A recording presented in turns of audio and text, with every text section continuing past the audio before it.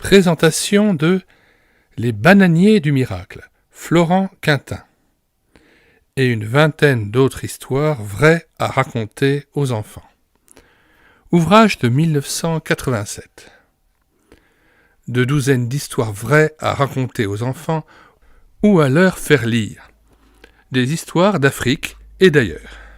Un livre utile aux parents, aux moniteurs et monitrices, animateurs ou animatrices de radio, de clubs d'enfants, d'école du dimanche. Nous présentons brièvement l'auteur. Florent Quintin, après ses études à la faculté de théologie d'Aix-en-Provence, a eu une longue carrière missionnaire, d'abord en Angola, puis au Burundi.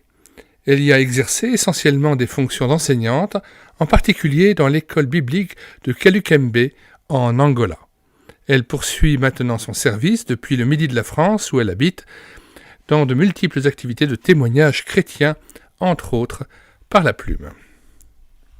Nous lisons maintenant la préface. La dame qui invente des histoires. Jean-Emmanuel et sa petite sœur l'attendaient avec une joyeuse impatience. Leur maman leur avait lu tant de jolies choses.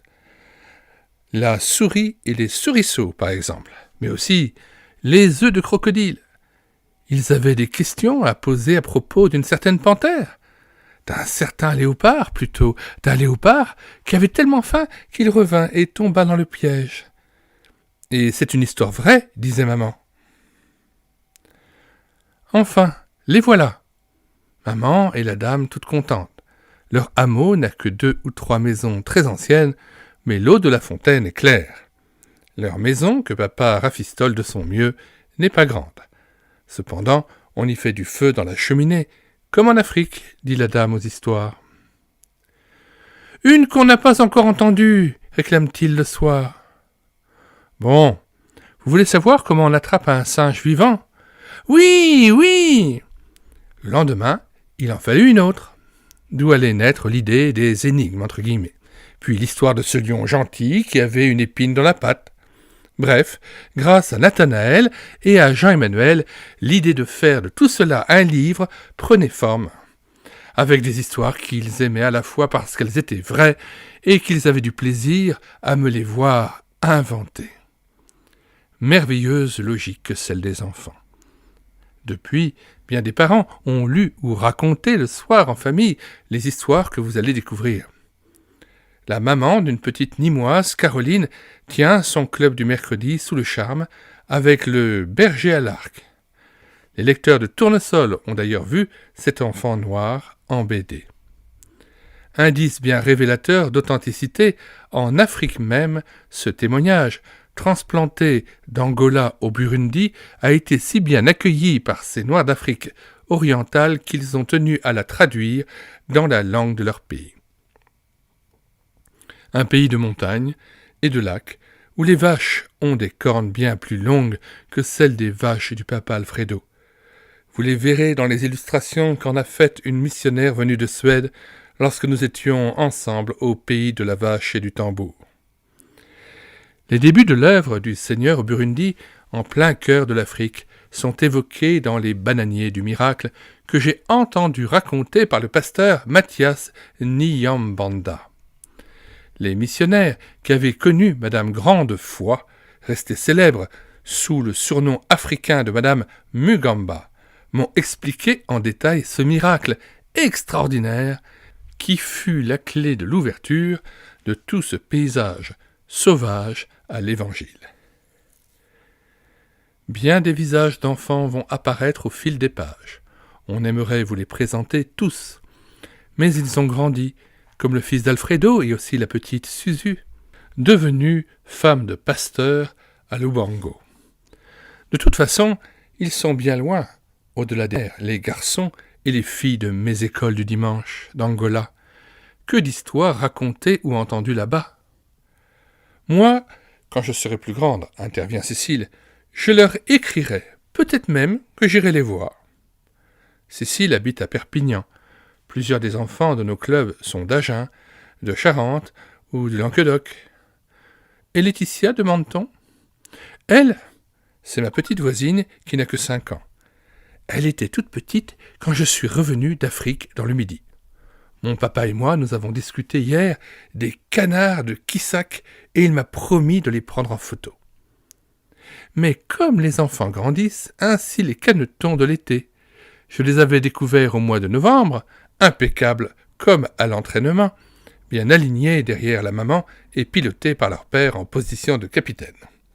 6 mois après, quelle différence!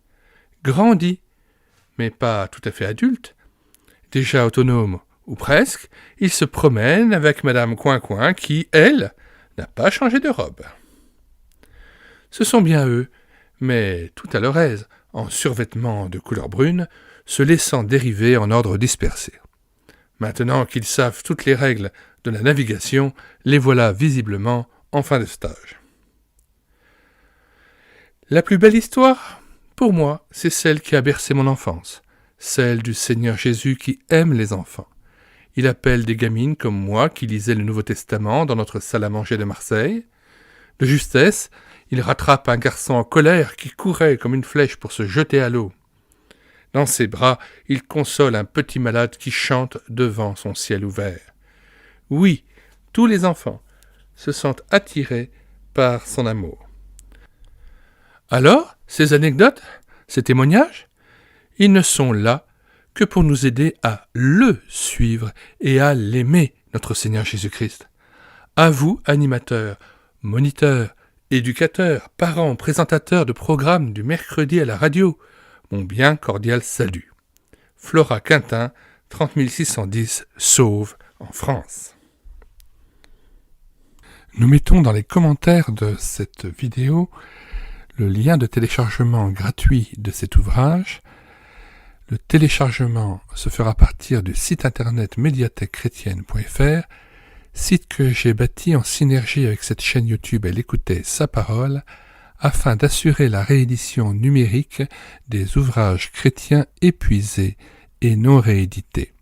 Comme l'était cet ouvrage, nous vous invitons donc à vous rendre sur le site internet médiathèquechrétienne.fr afin de pouvoir profiter et de pouvoir télécharger gratuitement les 1000 ouvrages que nous avons déjà numérisés et mis à votre disposition. Il n'est nul besoin de s'inscrire, vous pouvez directement accéder à partir de la page d'accueil à l'onglet Livres et là regarder les dizaines d'auteurs et les centaines d'ouvrages qui sont déjà disponibles en téléchargement gratuit. Si vous voulez connaître les différents ouvrages que nous numérisons tous les jours et présentons sur cette chaîne YouTube Elle écoutait sa parole, les audiobooks que nous prenons en charge, les albums ou BD que nous lisons avec caméra de document, mais aussi les cantiques que nous mettons en parole, afin de nourrir votre louange individuelle ou en assemblée, abonnez-vous à cette chaîne YouTube Elle écoutait sa parole. Nous vous disons au revoir et à bientôt.